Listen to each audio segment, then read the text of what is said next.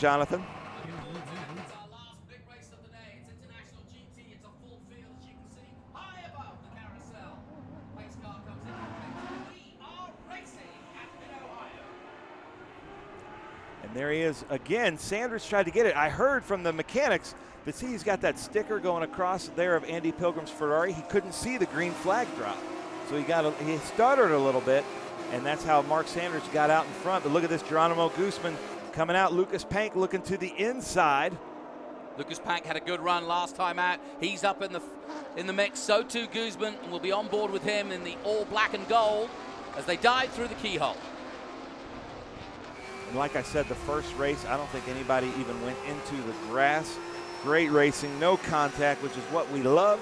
This is like professional racing with a vintage attitude. The camaraderie through here is unbelievable in International GT as we ride along in the very difficult turn 4. Geronimo Guzman going a little bit deep there. Oh, very close indeed. And these are great racing drivers with great cars underneath them, and it always throws up great racing. Looks like Bob Weisson's looking inside there. Might have taken it from Geronimo. Good stuff. Now this is a 19-minute race. They do an enduro again tomorrow as well. So plenty of time and action on track for them. Look at his hands down there, bottom left. Yeah, nice and smooth, but moving all the time. Yeah, they do have paddle shifts. These are modern GT cars. Right up there close to the wall. Trying to hold one corner, one turn. These cars are all so equally yoked that just slight little twitches there will just scrub off just a little bit of speed. And, you know, add up 3 little scrub offs like that, and all of a sudden you're 2/10 behind. Well, just as it was this morning, a similar affair. Andy Pilgrim pulling away in the lone Ferrari. No, not lone. There's Colin Cohen right there. That's true. Auto Italia. He's a little further back, though. Yeah, and looking at these huge fields, I'm so proud of my buddy Ken Fangler. I've been there since the beginning, watching him grow this thing as we're on board with Mark Sandridge and that Brumos Porsche coming down. And Mark's been with us since near the beginning, and it's so fun to see these fields now of 30 cars, knowing what it started from, and he's done such a wonderful job of curating this group. As there's the legend, Andy Pilgrim, and that beautiful Ferrari right there. Yeah, it's always great to see a 458 taking on the Porsches. Very similar in terms of performance. And as we go on board with Guzman, you can see those paddle shifts as he goes through. Watch his right hand as he goes up. There you go. Up a gear, and then watch his left hand as he comes down a gear. There you go. And I really have to give it to these groups with TLM. They've got, I think, 4 cars here with them this weekend. And they've added so much to International GT. I think they're doing the whole season with us. David Tuati and his group. Megan, the crew chief there for Geronimo Guzman. And then there's Mark Mathis. It's hard not to see that car. That car really stands out. Yeah. A couple different colors, a day glow. So look at that. 3 Ohioans right there. Mark Sanders, Mark Mathis, Todd Sloan. Then we got Lucas Pank from Maryland, a college student. Now we're going to be joined by Ken Fangler here in a little bit. And like I said, clean racing in the first race. And so far, Ken, we've had a great start to this race. So you've got to be really proud of the drivers out there in this International GT. And I hope I didn't do the jinx right there. Yeah, exactly, yeah. I'm hoping not, but I'm watching the action, and it's fantastic. The guys are being cautious, but yet, you know, trying to move forward, and, you know, really good stuff going on here. And I just hope that it continues. We have such a, you know, I think a constant group of people, even though we have new ones that come and go, they all get it, what we're trying to do here, which is just good racing and a good time. Yeah, and I think the good time is just as important to your group as the good racing. As we watch David Tuati there, the 70 on his liveried Porsche is celebrating 70 years of Porsche. And, you know, you've got Porsche and Ferrari. Could you have 2 more ideal marks racing against each other? Yeah, certainly of the iconic sports car makers, that's it. That's what we've always seen. And, you know, I don't have as many Ferraris as we'd like. I'd like to see more of them out here. But the guys enjoy the opportunity to race, you know, with the Porsches and so forth. And there's always, you know, what's been nice with a field this big, everywhere around the track there's someone to race with, you know, no matter what your level or, let's say, car capability is. And, you know, it's been done safely, and we're watching Mark Sandridge here. Grandma's Salads in second place with Mark Mathis, local guy, right behind him. Andy Pilgrim, I would imagine, is moved out there and just hedging his bets, get a good lead and just cruise to a victory. But he's leading in the Maranello Cup points. But the Ferraris are coming. We'll be back at Watkins Glen, and he'll have to really continue to shine as Andy can do.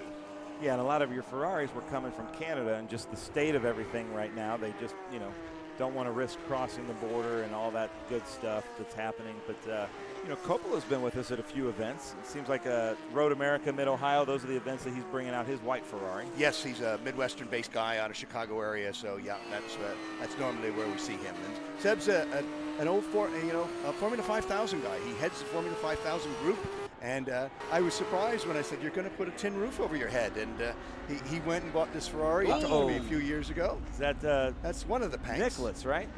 Because I think Lucas is in number 40. Yeah, Lucas is 40, so that must be Nicholas Pank. Yeah. Yep. It was weird to see Tom Pank, the dad, in street clothes, and he's like the crew chief now because he blew both engines, right? Blew both engines, didn't he? Yeah. Yes, he did, yeah. He became the crew chief / cheerleader is what he became, yeah. Thank goodness he just had regular street clothes on. I'd hate to see Tom in a cheerleading outfit. Yeah, it'd be awful. Or Lederhosen. Yeah. Oh gosh, no. Mark Mathis has gotten really quick, really quickly. Is that the coaching from Aaron Quinn and his team? What's he doing? Well, they really, Wright Motorsport had to put that car together after Road America, and testament to them. But they did, and this is the one track that Mark has lots of laps on, and they tested here a week ago after they got the car. Guys, here's what happened. Oh, yeah. He just... Turn 4, lock up. Yeah, just over-optimistic on the braking zone there. Yep. Not bad, though. Nice pirouette. It was, yes. But no contact. They spin the wind, and a little divine intervention never helps there. Nah. It never hurts, so to speak. Never hurts. Yeah, never hurts. So watch Mark Sandridge here, and this little circle with the red ball in the middle, that's like the telemetry, the G-force. Yeah. So that's where all the weight is going in the car. That's really fun to watch in these cars with these V-Box systems, and then you can see his hands down there moving. And there's a lot of work that these drivers have to do. It's such a difficult track. Yeah, this is a place that you're on it all the time, very technical, and the surface changes pretty dramatically throughout the track. So Mark has got his hands full. He's got Todd Sloan and Mark Mathis right behind him. So if he can hold them off, it'll be well deserved. And let's say Grandma did her job as far as Grandma's Salads goes. But great job by Mark, longtime competitor with International GT. So we have 3 Buckeyes here. In the front of the Porsche field, Mark Sandridge, Mark Mathis, Todd Sloan. It's fun to watch. Todd Sloan's doing really well. Yeah, he was away for over a year. As he said, he rolled the car out of the trailer after about 18 months, and he said, here, he put it on the track, and here he goes. A testimony to how good these cars are. Check. I'm sure the crew did the check over once over, and he's been on it all weekend long. And what an honor it is to have the King of Soul, James Brown, here with us. Yeah. I feel good. Yeah. Number 88 in a Cayman. Well, not to mention, it is a father and son, and I saw Papa do a spin, so Papa got a brand new bag. Yes, that's nice. I love it. See, earlier. Keep it going. Yeah, because Jonathan kept going, but yeah, James got had a new bag and going off track. I like it. And then we were talking about some of our, because I was here with you from the beginning when it was sometimes 6 cars, and there's one of our old school, Colin Cohen. Really spent a long time here in the Maranello Cup with you, and it's so good to have. It's a long drive from Texas for him. No doubt. We have 2 teams based out of Texas, the Norwood Auto Italia Group, which Chris Coffey heads with, and constant competitor of seeing Colin Cohen. I'm still not used to seeing that car in black, though. He was always red, number 15, and he changed the livery this year. And then Quirt Racing also out of Texas, bringing about 5 cars, and so great to have. It is a long haul from Texas to the East Coast tracks, but we're very glad to have them, and they've been very dedicated to participating with International GT. It's a great little battle here going on between Sandridge and Mark Mathis. Todd Sloan right behind. I'm not sure Mark Sandridge likes seeing his old car in the rearview mirror. Yeah, there's only one car separating. Yes, exactly. He said, I bought this new car so I can get away from that. Yeah. But such a great livery on that car that that Mobile Le Mans livery Yeah, that's on there. And Very distinctive. It's like the Brumos. yes, and you know, he's got both of them. As we said earlier, that's a tribute to Joe Vardy, his crew chief, drove with the Brumos program. And then even in the back, here's the guys in the back, you know. But that's what I love about this, and I was kind of describing it, I hope you don't mind, is it's professional racing with a vintage attitude. Yeah. And it's Yeah. really good racing, but the camaraderie, the sportsmanship, nobody's out there trying to bang each other up, which actually is harder to race like that, as you're seeing here, you know, and it's just so much fun to watch. Are you okay with that description? That's a good description. It absolutely is. Yes. So that was Nicholas, how do I say his last name? Karengelin? That's probably not correct, but that's I'm going Sorry. to go with that. I'm going to go with it. This yes. is, I'm not going to argue with it. Yeah, exactly. Notice Ken wouldn't try to say it, No. so he's just going to let me make the mistake. I like Absolutely. that. Yeah. That's good. And then that's Albert Lukacic Yep. in front of him right here. And this is what I love about this kind of racing is there's the mid-pack battles like this that are just as much fun. And these gentlemen will get out of the car and high-five each other like that was the greatest day of their life. Geronimo Guzman there. And I was talking about TLM. They've really added a lot to International GT, not only with cars, but the camaraderie. And then Geronimo's brought some new marketing partners with you. Yeah, he's you know, he personal sponsors. He go. So Bob passed him a couple laps ago. That's Bob Weisen. Yeah, right. Look at this battle. Yep. And Sorry to interrupt. that's okay. Provident Jewelers out of South Florida.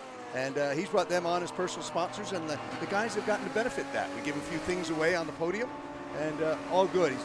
Geronimo's been a good addition to the International GT paddock, as TLM has, and he's really on the points hunt for the championship. He's a contender. I really think it's the most brilliant car racing sponsorship I've ever heard, because I was at your podium this morning, and now the wives are like, you should race more with International GT and win some more so that I can get some jewelry. Yeah, it's not so bad. So it's pretty good that the Oh, wives that- are now that's supporting smart motorsport. stuff, isn't Yeah, it? that's brilliant. Yeah. Honey, can I go racing again? Well, I don't know, can I get a necklace? remember those earrings I got Yeah, you? exactly. Look at this battle, and it's been like this the whole race. Yeah, it has. These three have been glued together. It's been great. I haven't seen Joe Vardy here this weekend. Is he here this weekend, or is he at Watkins Glen? He's at Watkins Glen, yeah, supporting Ted Giovannis, you know, one of our other competitors, Yeah, right? Also runs with IMSA, so there's a conflict on the team, so he's with the IMSA team over at Watkins Glen. Ted Giovannis, Hugh Plum, and Matt Plum, and their Camaro, Ted, and the Porsche. That's been a lot of fun to watch. And then Joe Vardy, you know, Party Vardy, famous in everything. Yeah, there isn't much Joe, including drag racing. I didn't know him in the drag racer. I competed against him in the days of Firestone Firehawk back in the mid-'80s. And Joe was a front runner. I was not, but we had a good time. Huge, huge fields of cars. And it was basically IMSA's showroom stock racing, Firehawk series. The tires were, let's just say, interesting. We could run 5 races on one set of tires. So that'll tell you how good they were, all right, in, as far as that goes. That is awesome. Now watch this. Mark Sandridge, it's kind of his race to lose right now. And now with 6 minutes left in this race, without Joe Vardy in his ear talking to him, let's see what Mark Sandridge can do. He's, like we were talking about, he's got Sandridge Foods right out of Medina, Ohio, less than an hour away from here, and he's got a lot of his employees here cheering for him. So the pressure's on Mark Sandridge to stay up front. Well, Andy Pilgrim's going to be getting into traffic, but he's got a 9.7 second lead. And as you quite rightly point out, Sandridge's real problem is both traffic and the guys behind him. Yeah, and you know, let's explain it, Ken. So Andy Pilgrim is in a Ferrari. So the Porsches are having their own battles. The Ferraris are having their own battle. Everybody wants to win overall. Yep, but no the doubt. Porsches here are really having their own battle, and the top 3 are really close. What do we got here? Look at this in the middle here. Yeah, it's fantastic. Dr. John out of Texas there, being tried on, looking to see passes all through the paddock there. You know, some great battles. Jeffrey Freeman out of Seattle, Aaron the Hertz car. He came back to us. Now, I have to say, Jeffrey came back to us at Lime Rock. It rained there. And then yesterday he comes to this race, and it rains again yesterday. I said, Jeffrey, I love you, but you got to stop bringing that Seattle weather Yeah, with you. yeah, Leave it there, okay? Yeah, liquid sunshine. Yeah.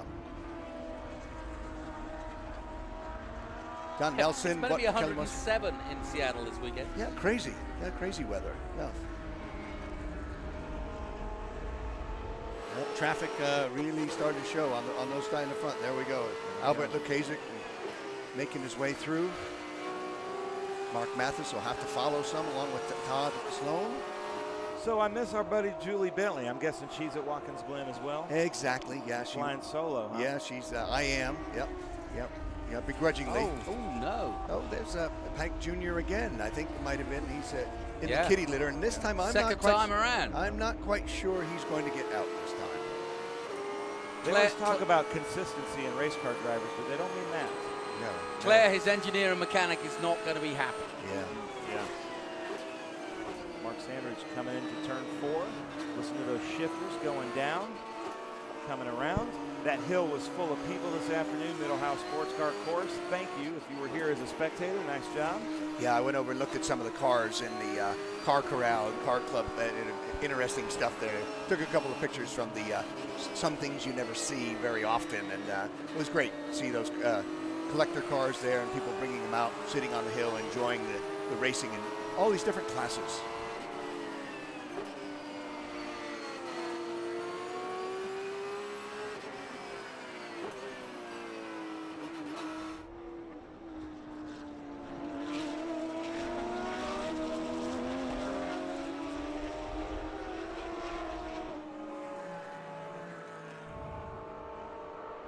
Final lap. Yep. Andy making his way through.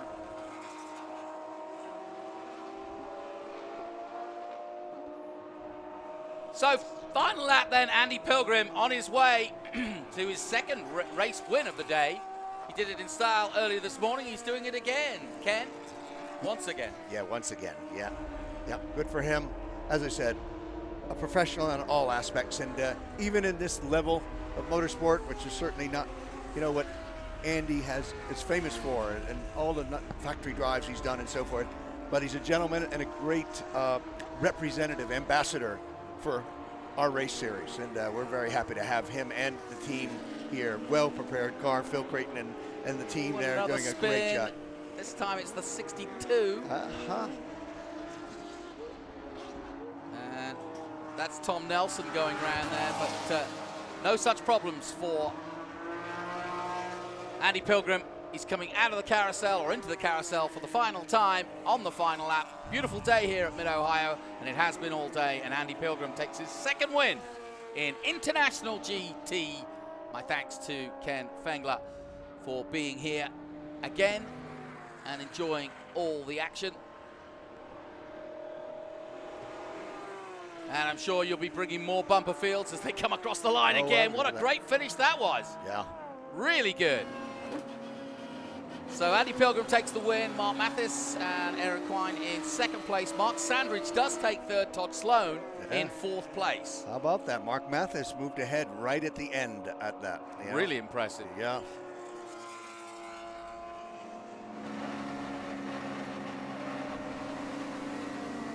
So that's how they finished. Once again, as I said, my thanks to the organizer of International GT, Ken Fengler, to spend some time with us and give us some insight into his field of great racing, great drivers, and great cars. Fantastic stuff. And it's the 458 of Andy Pilgrim that celebrates.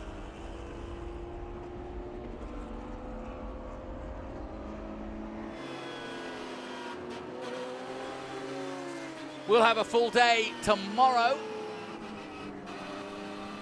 of action, which starts early in the morning at about 9 a.m. local time, and we go on through the day, and we finish off with the feature 3 race of the Formula Regional Championship. Nicholas Pank still stuck in the gravel at 4. That's how his day ended. Thanks, Ken. Appreciate it. And there are the results. And Andy Pilgrim in the Ferrari 458 takes the win over Mathis and Quine in second place. Sandridge third. Todd Sloan fourth. Lucas Pank in fifth. Geronimo Guzman in sixth place. Weisen and Berkowicz in seventh. David Toty in eighth position. And John Blizzard in ninth. And 10th is Brian